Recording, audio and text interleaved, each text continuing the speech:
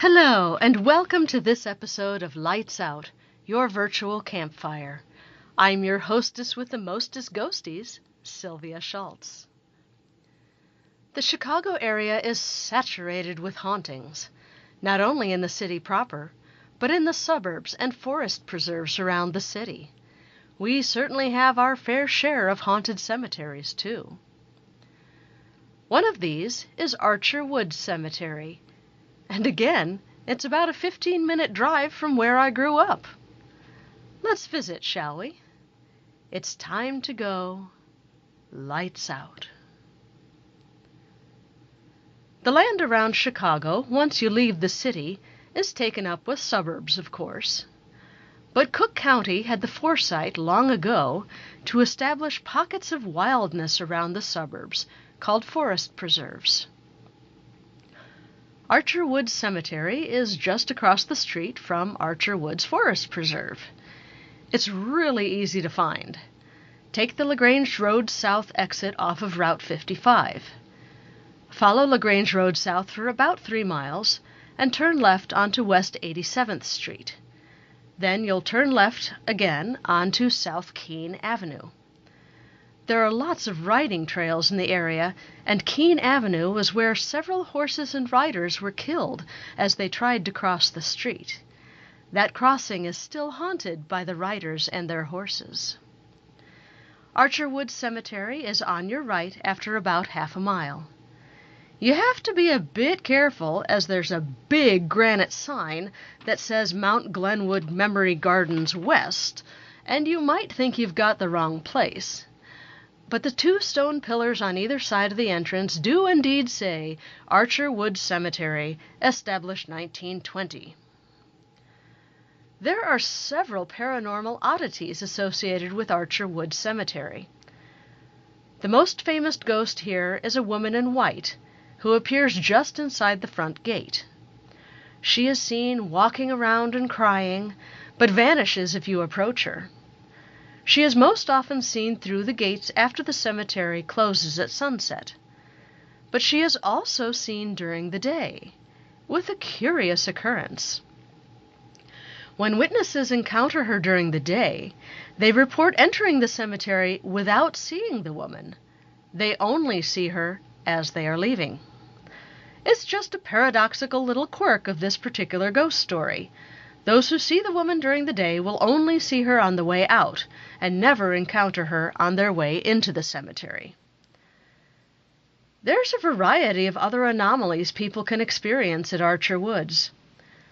Some people report getting a dizzy, lightheaded feeling in the cemetery. One of the sections of the cemetery is the Garden of Hymns, which is simply a statue made up of organ pipes set in a base of stones.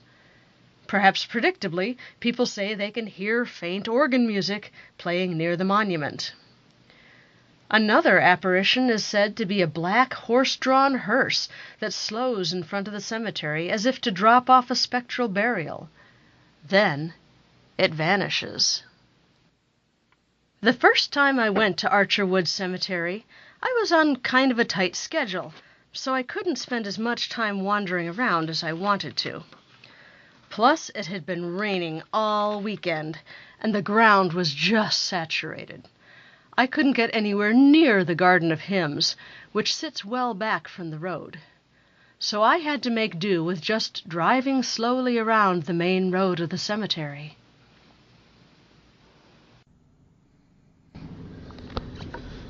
I am driving through Archer Woods Cemetery. I really wish that I had the time to walk through. Unfortunately, time does not permit that this time. So I'll have to settle for a drive through this beautiful, beautiful cemetery. There are loads of geese here. Oh my goodness. It's kind of on the small side. It's not on the scale of Mount Carmel or Queen of Heaven.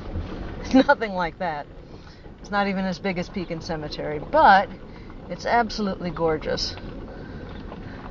Very peaceful in the sunlight. Now, I have just pulled up in front of a place called Garden of Hymns. And the lore of this place says that you can hear organ music playing. And I'll show you why in just a second.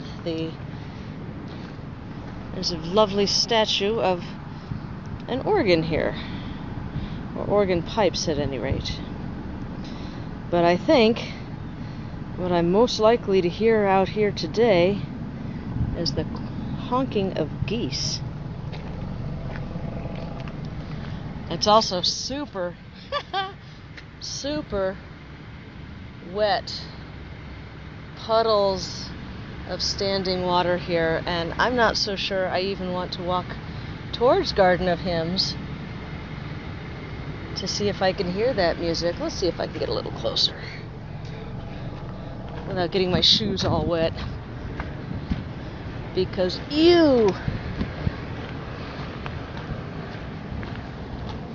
I have to go to work in these shoes later on.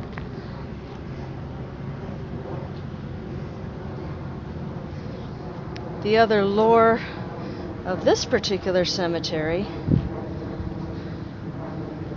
is that you get feelings of lightheadedness and dizziness in it.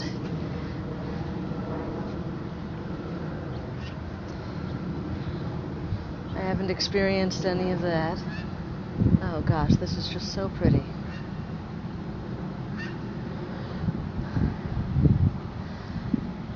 And also that there is a crying woman that appears at the front gate, and you never see her on your way into the cemetery, you only see her on the way out, so we shall see about that. And apparently things show up on pictures, so we shall take lots and lots of lovely pictures and see if anything shows up besides geese. So I'll be taking lots of pictures through the windshield as oh, look at that cute little goose butt wiggle. Oh my gosh. I'll be taking lots of pictures through the windshield as I drive out of the cemetery.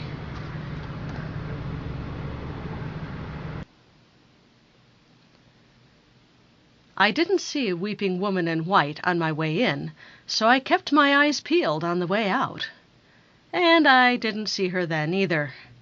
Also, I did not see a black horse-drawn hearse outside the gates. All I saw was a garbage truck because it was Monday morning, and I don't think that counts. I did, however, see a fresh grave that was absolutely gorgeously decorated in kind of a savage Mardi Gras way. The grave was off by itself, at the corner where two roads met. It was the grave of Juan Lopez, who had died just a couple of weeks before my first visit to Archer Woods.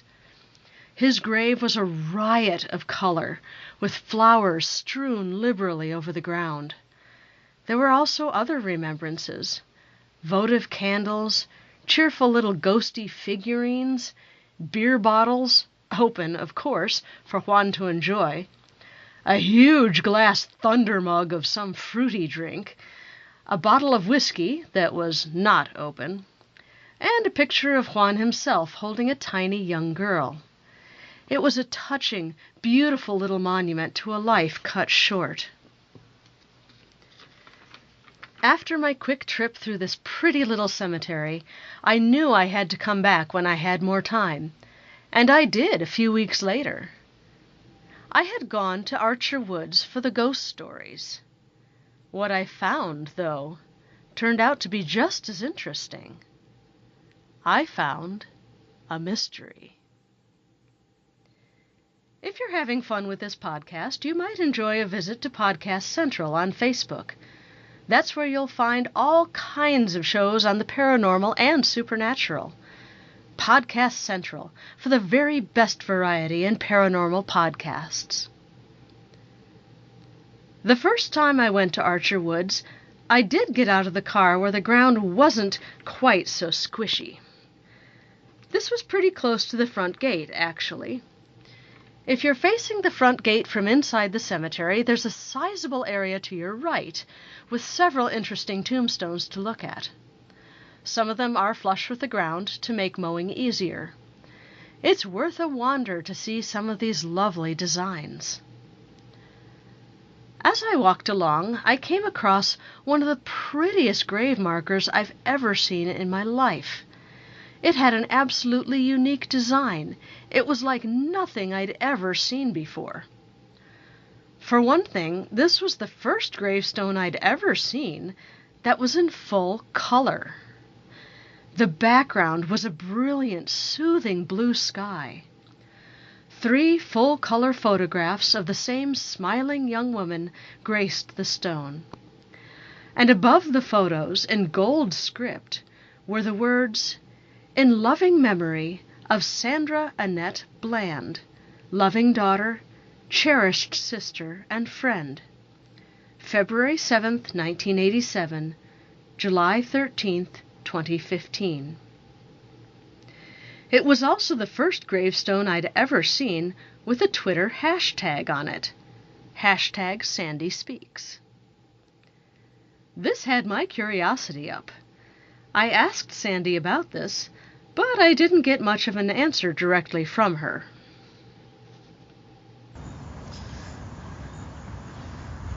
I'm here at Archer Woods Cemetery.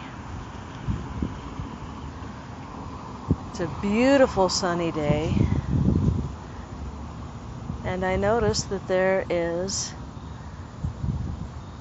someone here that actually has a hashtag on her gravestone. My goodness, it's Sandra Bland. You've got such beautiful pictures on your stone. I've never seen anything like this. This is so pretty. There's a hashtag called Sandy Speaks. So I'm just wondering, Sandy, are you around?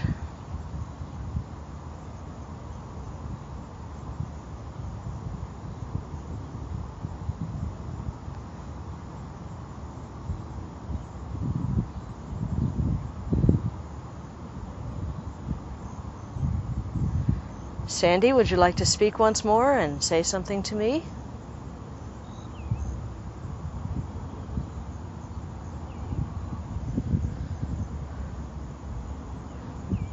My name is Sylvia. I'm very happy to meet you.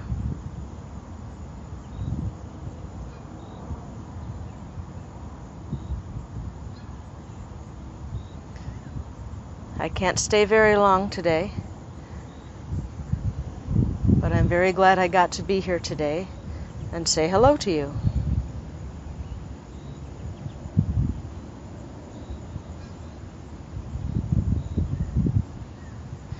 I'll leave this running as I walk to my car, so if anyone would like to say something to me, that would be wonderful. I wish I had more time to spend with you.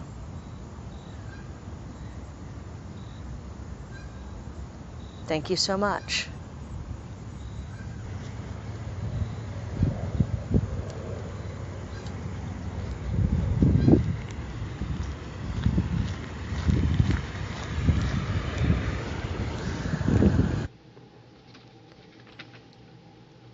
So I did some research, and what I found was a very interesting tale.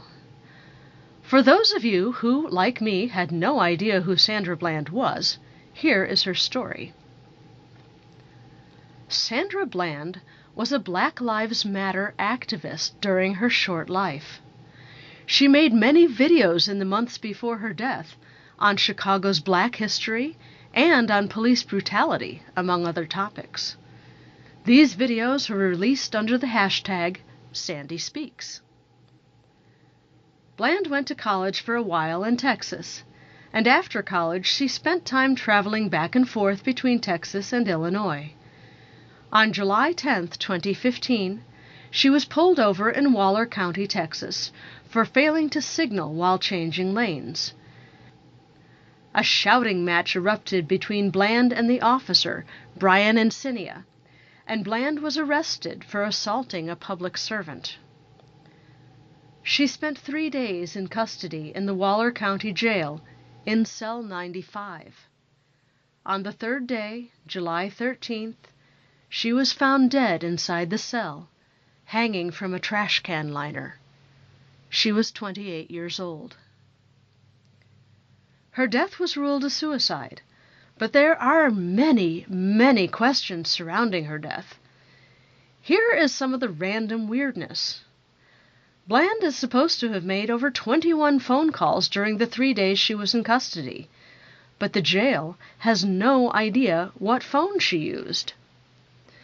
There are several key pieces of information missing from her autopsy report, including a record of her core body temperature, which is used to determine time of death. Another extremely weird circumstance concerns the trash bag Bland was found hanging from. The family's lawyer, Canon Lambert, says, "She was hung from a trash bag.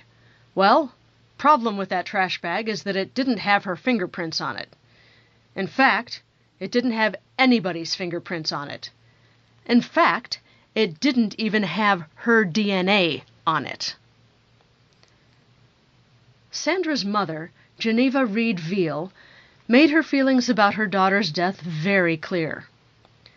"Sandy was bold and knew exactly what was right and what was wrong.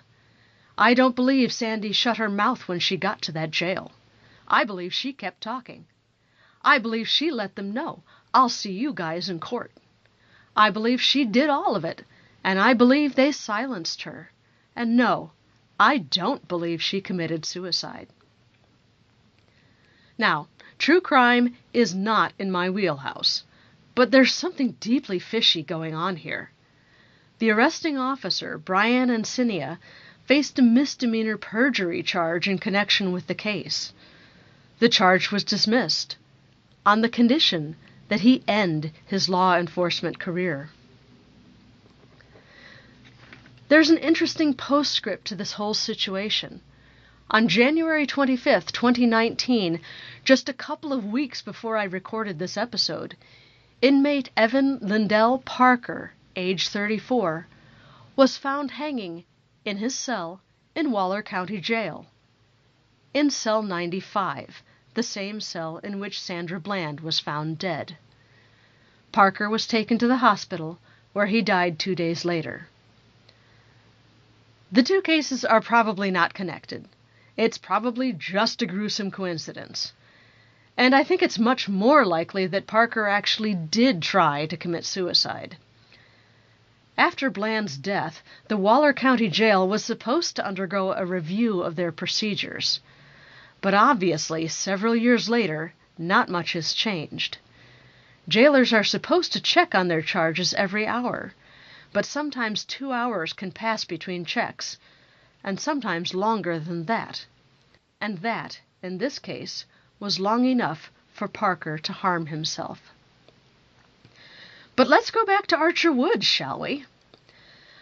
On my second visit there, the weather was colder but much less soggy. I was able to get across the lawn and get up close to the Garden of Hymns monument.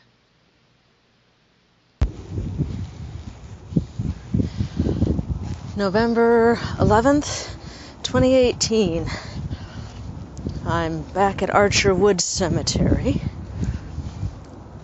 and it is slightly less wet and gross here than it was the last time I was here. At least it is dry enough. There are still puddles of water at the Garden of Hymns, but at least it is dry enough that I can actually walk to the monument without getting my feet soaking wet. So I am here at Garden of Hymns, and this is where they say you can hear organ music playing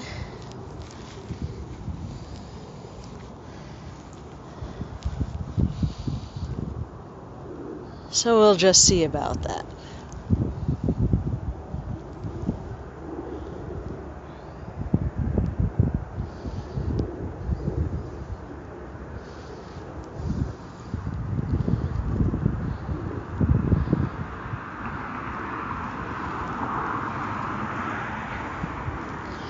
We'll see if anything shows up on the recorder. Right now all I can hear is cars passing and airplanes going by overhead.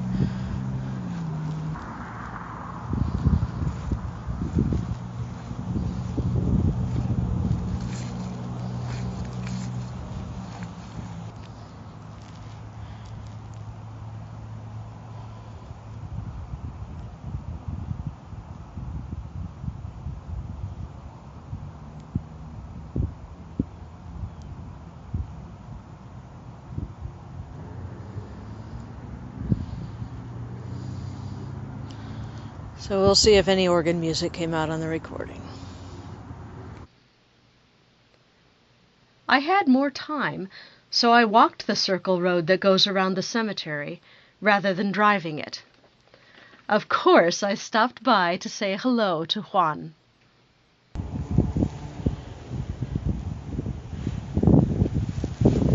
November 11th, 2018. I am at Archerwood Cemetery, still here, and I've noticed that Juan Lopez, his grave is still here. Well, it's still here, but it's not quite as decorated as it was the last time I was here, the beginning of October, but it is still very much decorated, and Juan is still very much remembered.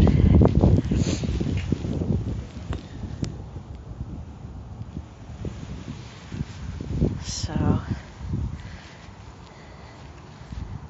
in keeping with trying to make contact with ordinary folks, Juan, are you here?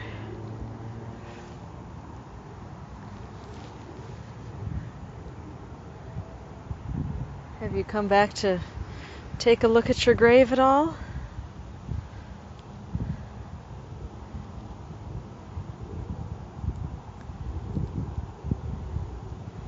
It's still decorated with a whole bunch of candles and beer cans and a baseball bat and tchotchkes. There's an alligator skull here, looks like, which is pretty badass. And a photograph of somebody that has to be your daughter on her 2nd birthday. You're holding her. She's in a pretty pink dress.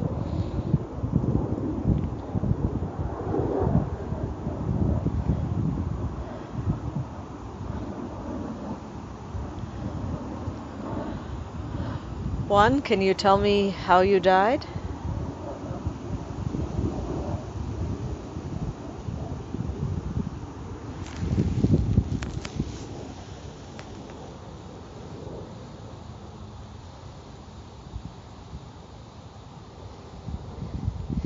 You died just 8 days after your 29th birthday. It must have been kind of a wrench to die so young.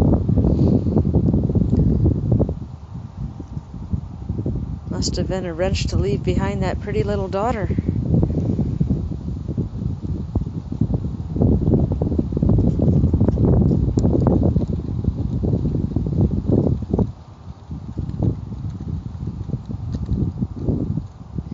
Is there anything you want to say to the people you left behind?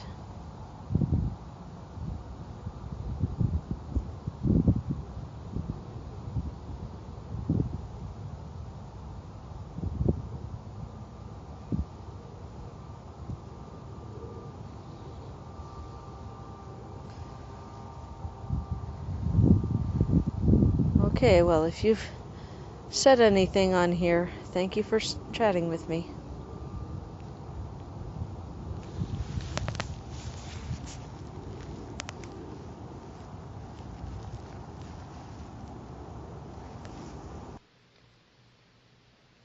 After that, I made my way up to the front of the cemetery, near the front gates. Again, I did not see hide nor hair of the weeping woman, but I did get to have a short conversation with Sandy. Although, I will admit, I did get distracted halfway through. November 11th, 2018, still at Archer Woods Cemetery. I'm supposed to keep a sharp eye out about this point in time because there is, according to the lore, there is a weeping woman who you never see on your way into the cemetery. You only see her as you're going out of the cemetery. So I'll keep an eye out for her. But there is somebody else I wanted to say hello to while I was here.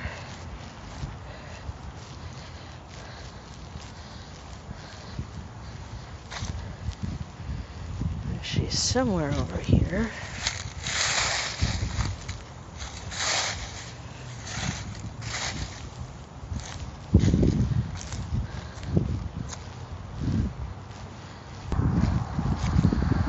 Ah, here she is.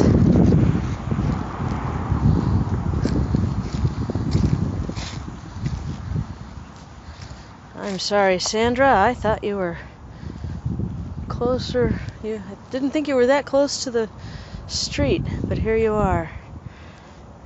Much closer to the road than I thought.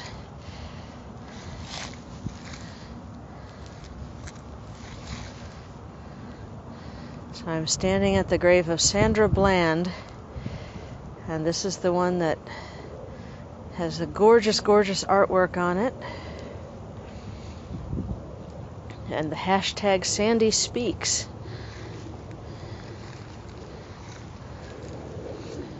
Sandy, I wanted to tell you that, wait for the truck to go past. I wanted to tell you that I talked about you on a radio show and wondered aloud what the hashtag Sandy Speaks means. And someone told me that they looked it up and found out that you, unfortunately, were the victim of police brutality. Not cool. That is very sad and unfortunate. Can you tell me what happened?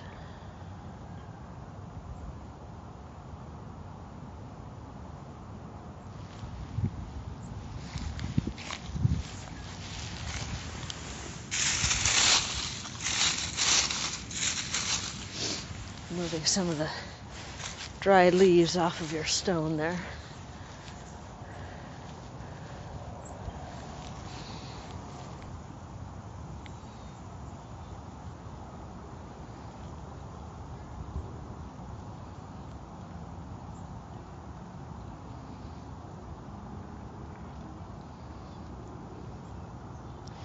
You have one of the prettiest stones I've ever seen. People must really respect your memory to put such a lovely stone here.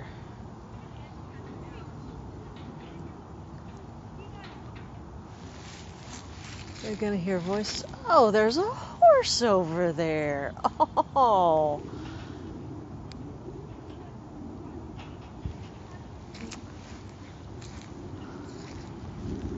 Hey, baby.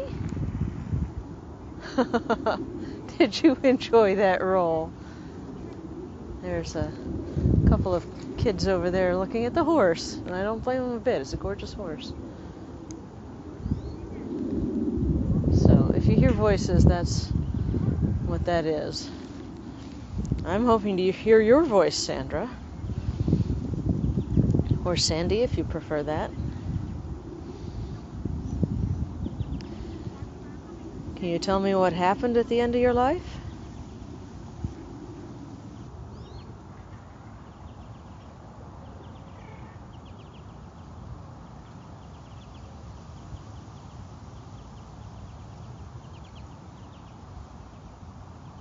Okay. Well, as interesting as talking to the dead is, my attention is being stolen by that beautiful living horse. So I'm going to say goodbye. I'm going to wander over and talk to the horse, and then I'm going to go. And I still have not seen a weeping woman.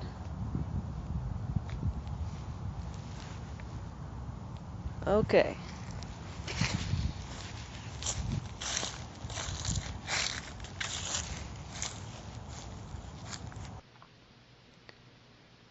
So, that wraps up our visit to Archer Woods Cemetery.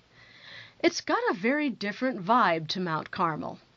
For one thing, it's a lot smaller. In Mount Carmel, there are big, expensive-looking headstones all over the place. Lots of beautifully carved granite, lots of family markers, to say nothing of the 400 mausoleums there.